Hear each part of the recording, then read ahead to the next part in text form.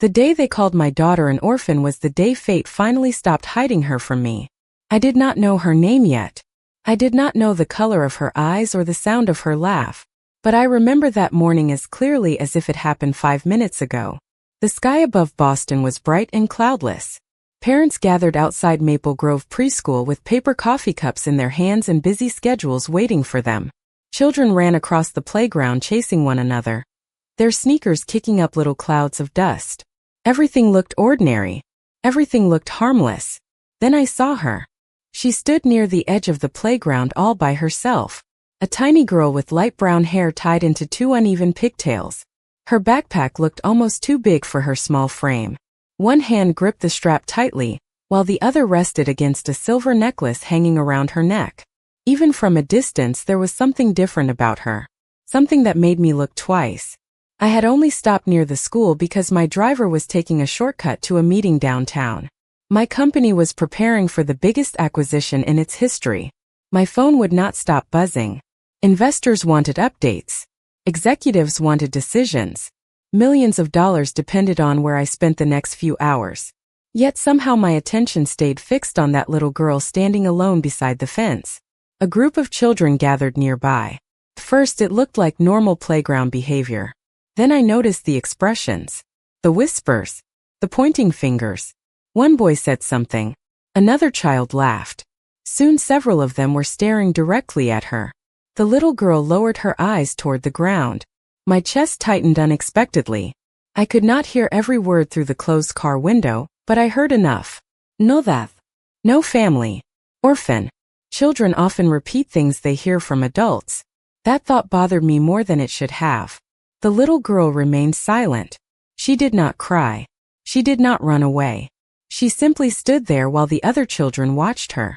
Then one of the mothers stepped closer to the group. Instead of ending the situation, she folded her arms and shook her head. The expression on her face carried the kind of judgment that children learn from. The little girl's fingers tightened around her backpack strap. For a second I thought she might finally break. Instead she lifted her chin. 5 years old. Surrounded by people larger than her. Completely alone. Yet somehow she looked braver than anyone else in that playground. The morning sunlight caught the silver necklace around her neck. It flashed briefly like a tiny star. Something about that necklace pulled at a memory I could not quite reach. Before I could figure out why, another child pointed at her and repeated the word again. Orphan. The playground grew quiet. Even the adults seemed to pause. The little girl looked directly at them. Her voice was small, but it carried across the playground with surprising confidence. And in that moment, without realizing it, she was about to change not only her own life, but mine as well. The little girl looked directly at the children in front of her. Then she looked at the adults.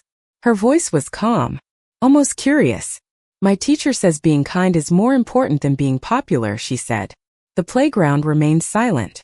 One of the boys rolled his eyes. But you do not even have a dad. Several children laughed again. The little girl tilted her head slightly. Then she answered in less than 3 seconds. Maybe, but I still know how to be nice. The laughter stopped immediately. Even from inside the car I felt the impact of those words. No anger. No tears. No insults. Just a simple truth delivered by a child who should never have needed that kind of strength. The adults exchanged uncomfortable glances. The mother who had been standing nearby suddenly found the ground very interesting. The children shifted awkwardly. Nobody seemed prepared for a 5-year-old to respond with more maturity than everyone around her. My driver looked into the rearview mirror. Smart kid, he said quietly. Very smart. I nodded without taking my eyes off the playground. Something about her stayed with me. Most children her age would have cried. Most adults would have become defensive. She did neither. Instead, she carried herself with a dignity that seemed impossible for someone so young. A teacher finally walked over and gently guided the children toward the school entrance.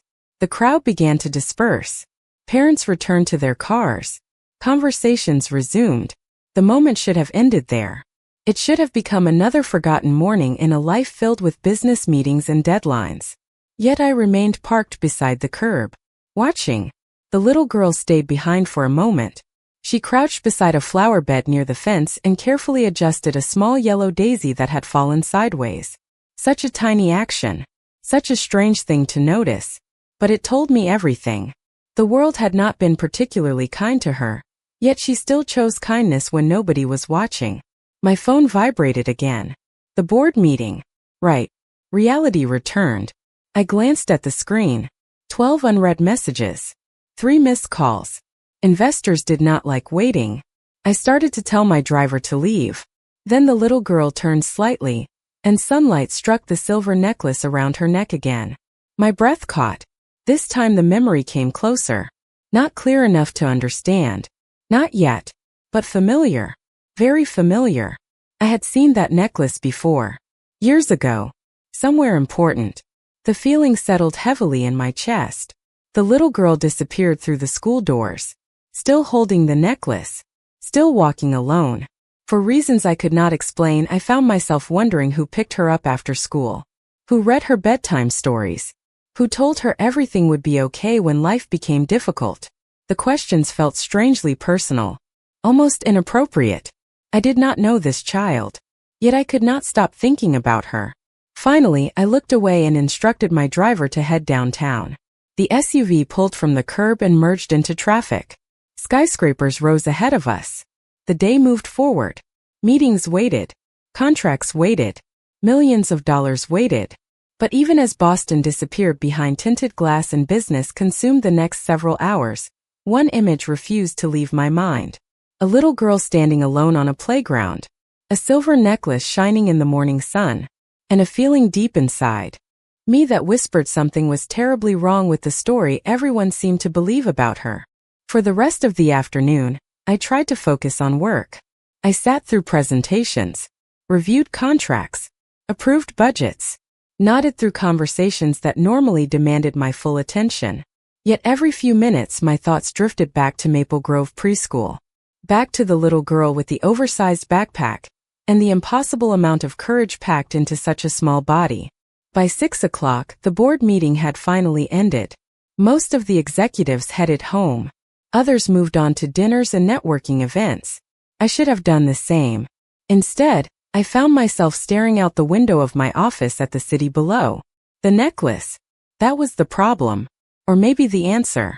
I had seen it before. I knew I had. Somewhere buried beneath years of business deals and endless schedules was a memory refusing to stay hidden. My assistant knocked softly before entering. "Mr. Hayes, your dinner reservation is in 40 minutes. Cancel it," I said without turning around. She blinked. Very well.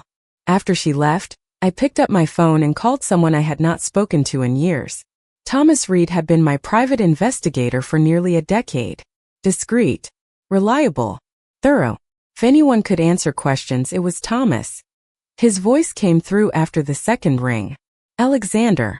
This is unexpected. I need a favor." There was a brief pause. "Those are usually expensive. This one may be." He laughed quietly. "Tell me what you need."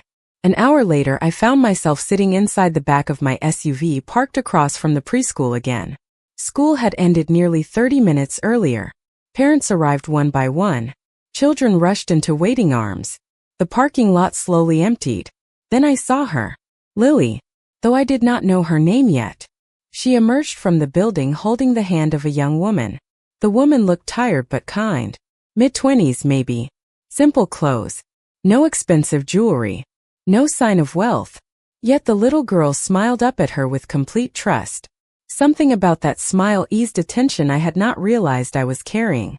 They walked together toward an aging sedan parked near the curb.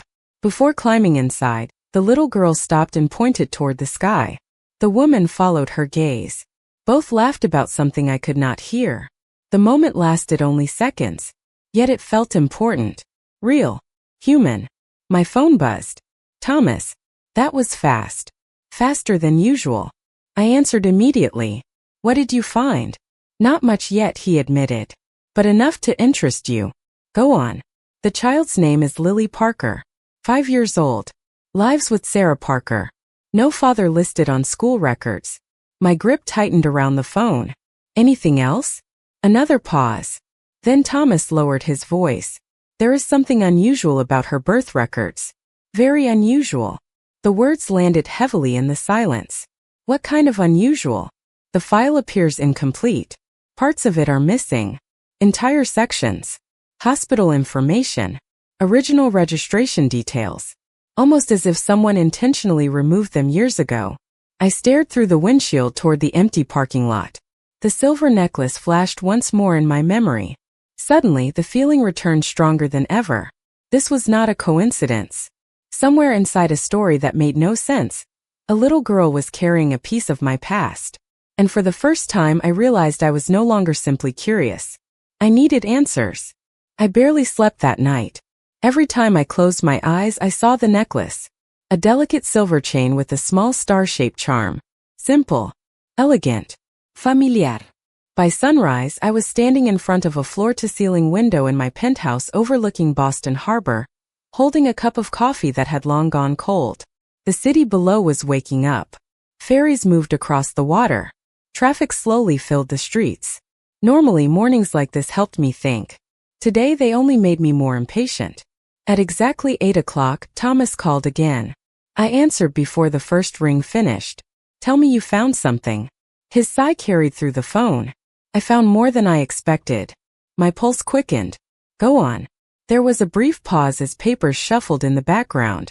5 years ago, a woman named Emily Carter was admitted to St. Matthew Medical Center. She arrived alone. No family. Listed. No emergency contacts. According to the original records, she gave birth to a daughter. Then the file abruptly ends. Ends how? Missing pages. Missing signatures. Missing discharge information. Someone removed them. I walked toward my desk.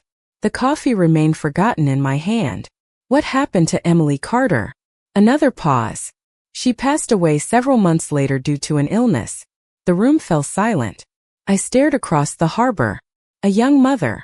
A newborn child. No support system. No family. No answers. What about the child? Sarah Parker became the legal guardian shortly afterward. Nobody seems to know why. My chest tightened. There was still something missing. Something bigger. Thomas lowered his voice. There is one more thing. The necklace. I stopped moving. What about it? It was listed in the hospital intake inventory. My heart skipped. Are you sure? Positive. Silver chain. Star charm. Personal possession belonging to Emily Carter. The same necklace.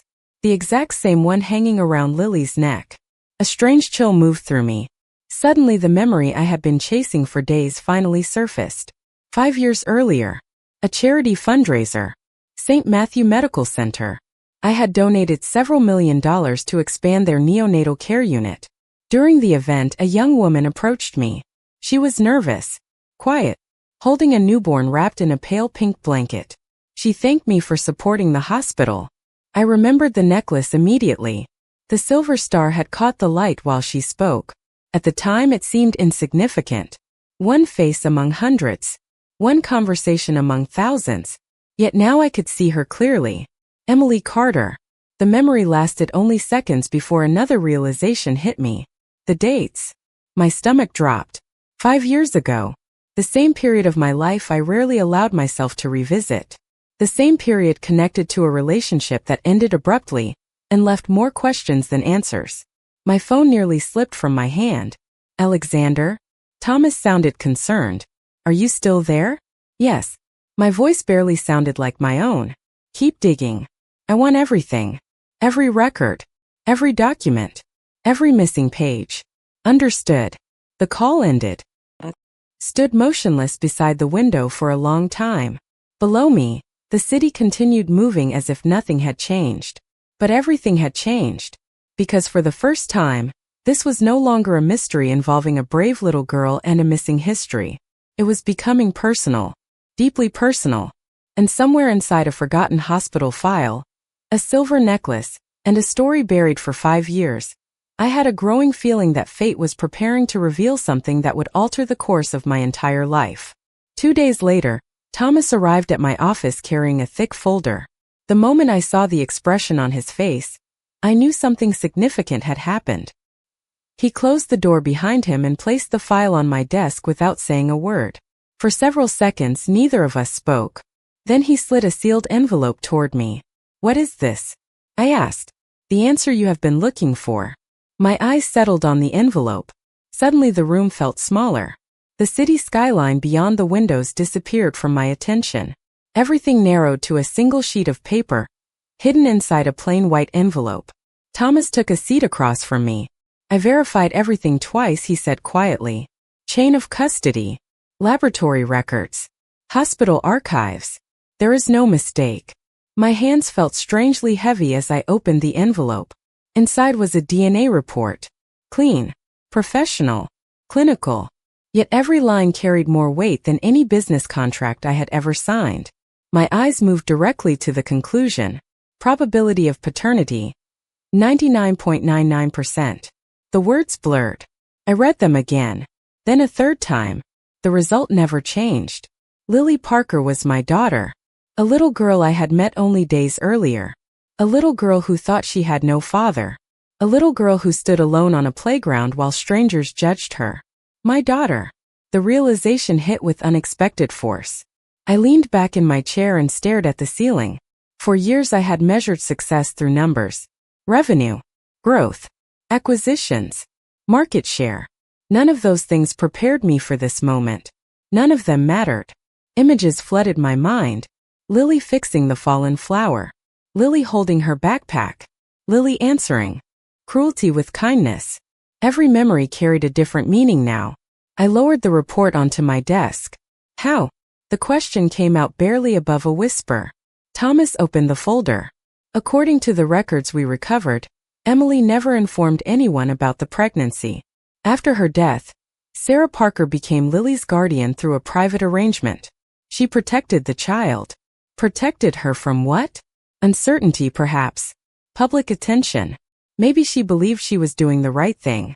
I nodded slowly. Strangely, I felt no anger toward Sarah. Only gratitude.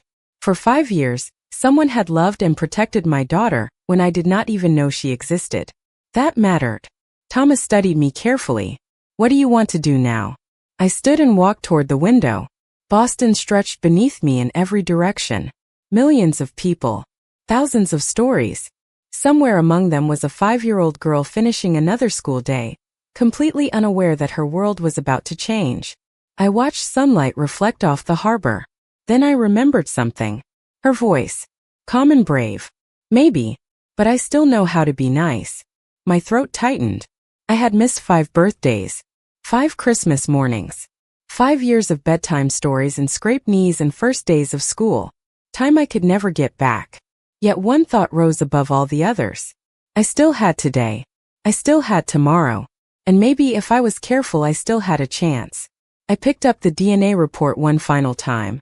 The paper trembled slightly in my hand. Not because I doubted it. Because I believed it completely. For the first time in years I was not thinking about the next business deal or the next quarterly report. I was thinking about a little girl with a silver necklace and a brave heart. My daughter. And all I wanted was to meet her again. The next afternoon, I found myself standing outside Maple Grove Preschool again. Not inside a boardroom. Not at a conference table. Not negotiating a merger. Just standing beneath a clear blue sky with my hands in my pockets and my heart doing something it had not done in years. It was nervous. Children poured through the school doors as classes ended for the day. Parents waited along the sidewalk. Some checked their phones. Others chatted with teachers. I barely noticed any of them. My eyes searched for one person. Then I saw her. Lily emerged from the building carrying a paper drawing almost as large as her torso. Her pigtails bounced as she walked. The silver necklace rested against the front of her sweater. For a moment I simply watched. Knowing the truth changed everything. Every smile. Every step. Every expression. She was my daughter. The words still felt unreal. Sarah appeared a few seconds later. She took Lily's hand and started toward the parking lot. Before they reached their car, I stepped forward. Sarah recognized me immediately. Her expression shifted from confusion to concern. Lily looked up at me curiously. The same bright eyes. The same calm confidence. "Hello," I said gently. Sarah stopped walking. Her grip tightened slightly around Lily's hand. Mr. Hayes. I nodded. We need to talk. Sarah studied my face for several seconds. Then she seemed to understand. Not the details. Not yet. But enough. She looked down at Lily. Sweetheart, would you like to sit on that bench and finish your drawing for a few minutes? Lily nodded happily and skipped toward a nearby bench beneath a tree. The moment she was out of earshot, Sarah turned back to me. Her expression had grown serious. You know, she said quietly. It was not a question. I swallowed. The DNA results came back yesterday. Sarah closed her eyes briefly. When she opened them again, I saw sadness there. And relief. I always knew this day might come. The words hung between us. Why did nobody tell me? I asked softly. Sarah glanced toward Lily. Because Emily was afraid. The answer hurt more than I expected. Sarah continued. She never wanted money. She never wanted publicity. She believed raising Lily quietly would give her a better life. And after Emily got sick, everything happened so fast. Her voice faltered. I promised I would protect her. I looked across the playground. Lily sat on the bench swinging her feet while adding bright colors to her drawing, completely unaware that her life was changing only a few yards away. You kept that promise, I said. Sarah blinked. In surprise.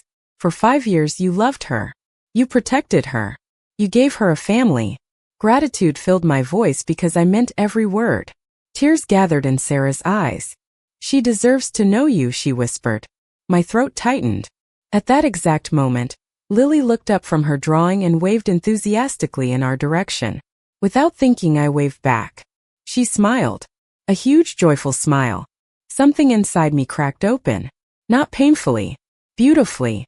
Because for the first time in 5 years, even though she did not know it yet, my daughter was smiling at her father. The following Monday, I arrived at Maple Grove Preschool earlier than usual. Not because I had a meeting nearby. Not because I needed more answers. This time I came because I wanted to see my daughter. The words still felt new every time I thought them. My daughter. I remained inside the SUV parked across the street while parents gathered outside the school entrance. Morning sunlight reflected off nearby windows. Children laughed as they hurried toward their classrooms. Everything appeared peaceful. Then I noticed a familiar face. The woman who had stood silently during the playground incident a week earlier. Karen Brooks. She was speaking with several other parents near the entrance. Even from a distance, her posture carried the same judgment I remembered. I watched as Lily and Sarah approached the school together. Lily wore a yellow sweater and carried a backpack decorated with cartoon stars. The silver necklace rested around her neck as always. She looked happy, relaxed. For a moment, I allowed myself to enjoy the sight. Then Karen's voice carried across the sidewalk. Not loudly, but loudly enough. Some children have every advantage, she said to another parent. Others are just unfortunate. The words were wrapped in politeness, but the meaning was obvious. Sarah stiffened immediately. Lily slowed her steps. Several nearby parents looked uncomfortable. Nobody said anything. I felt a familiar frustration rise inside me. Not anger. Something deeper. The realization that a child should never have to carry the weight of adult prejudice. Lily looked up at Karen. For a second, the sidewalk fell. Quiet. Then the little girl smiled politely. My teacher says everybody deserves kindness, she replied. Even when they forget to give it. A few parents exchanged surprised glances. Karen blinked. Clearly, she had expected embarrassment. Not grace. Not confidence. Not wisdom from a 5-year-old. Before she could respond, I stepped from the vehicle and crossed the street. Sarah noticed me first. Her eyes widened slightly. Lily turned and immediately smiled. Good morning, Mr. Hayes. The sound of her voice made my entire day better. Good morning, Lily. Karen looked between us curiously. Recognition appeared a moment later. Her expression changed instantly. Almost everyone in Boston knew who I was. Suddenly, the conversation she had been enjoying became much less comfortable. I greeted the teachers and parents politely before turning toward Lily. Did you finish the drawing you were working on last week? Her face brightened. Yes, I brought it for show and tell. Really? She nodded enthusiastically and pulled a folded paper from her backpack. I crouched slightly to look at it. Crayon stars filled the page. A bright yellow house stood beneath a blue sky. It was beautiful. The smile she gave me afterward was worth more than every business deal I had ever completed. Around us the atmosphere had changed. Not because I demanded it. Not because I raised my voice. Simply because the truth was beginning to reveal itself. People who once ignored Lily were suddenly paying attention. Teachers greeted her warmly. Parents smiled. Children waved. As the school bell rang, Lily started toward the entrance. Halfway there, she turned back. "See you later, Mr. Hayes." I smiled. "See you later, Lily." She disappeared inside the building, leaving behind a strange mixture of pride and longing inside my chest. Then I looked toward the entrance one final time and realized something important. The world had spent 5 years underestimating my daughter. That mistake was about to end. That afternoon, Sarah invited me to dinner. The invitation came quietly, almost cautiously, as if she was still adjusting to the reality that had changed all of our lives. I arrived at her small house just after 6 o'clock carrying a box of pastries from a bakery Lily liked. The neighborhood was modest and peaceful. Children rode bicycles along the sidewalks while sprinklers watered neatly trimmed lawns. It felt very different from the world of executive offices and luxury penthouses. Strangely, I found the simplicity comforting. Before I could knock, the front door swung open. Lily stood there wearing a bright blue dress covered in tiny stars. Her eyes widened when she saw me. "Mr. Hayes, you came." I smiled. I said I would. She stepped aside dramatically. "Then you better come in. Dinner is almost ready." The warmth inside the house surprised me immediately. Family photographs covered the walls. Children's drawings decorated the refrigerator. The scent of homemade food filled the air. Nothing expensive. Nothing designed to impress. Yet it felt more welcoming than places 10 times its size. Throughout dinner, Lily talked constantly. About school. About her favorite books. About a squirrel that apparently lived near the playground and stole crackers whenever nobody was looking. Sarah and I exchanged amused glances while listening. Every story felt like a gift. 5 years of moments I had missed. 5 years of memories I could never recover. Yet sitting there, I realized something important. I did not need to mourn every lost day. I needed to appreciate the days still ahead. After dinner, Lily disappeared briefly and returned carrying a small notebook. "I made something," she announced proudly. She climbed onto a chair beside me and opened it. Page after page contained colorful drawings. Rainbows. Houses. Flowers. Stars. Then she stopped on one particular page. My breath caught. The drawing showed 3 people standing together beneath a bright yellow sun.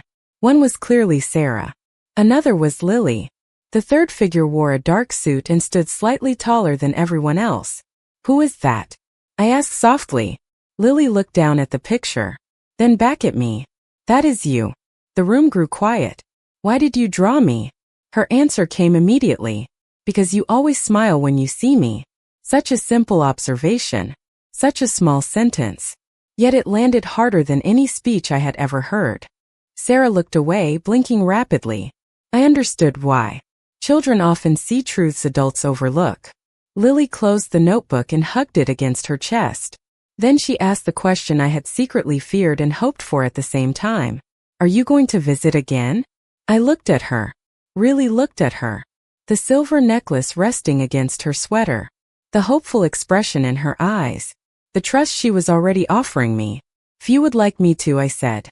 Her entire face lit up. "I would like that very much." Later, as I drove home beneath the evening sky, I realized the empty rooms waiting inside my penthouse no longer felt permanent. For years, success had filled my calendar but not my heart. Now everything was changing. Not because I had acquired another company. Not because I had signed another contract. Because a little girl with a brave heart and a silver necklace had unknowingly given me something I thought I had lost forever. A family. 3 months later, life looked completely different. Not because everything had become perfect. Life rarely works that way. There were still adjustments. Still conversations. Still moments when all of us were learning how to fit together inside a story none of us expected. Yet every day brought something new. Something better. On a bright Saturday morning in early autumn, I stood in the front yard of Sarah's house watching Lily race across the grass with a kite shaped like a star. The sky above us was clear and endless. Leaves painted shades of gold and orange drifted through the air. Laughter carried on the breeze.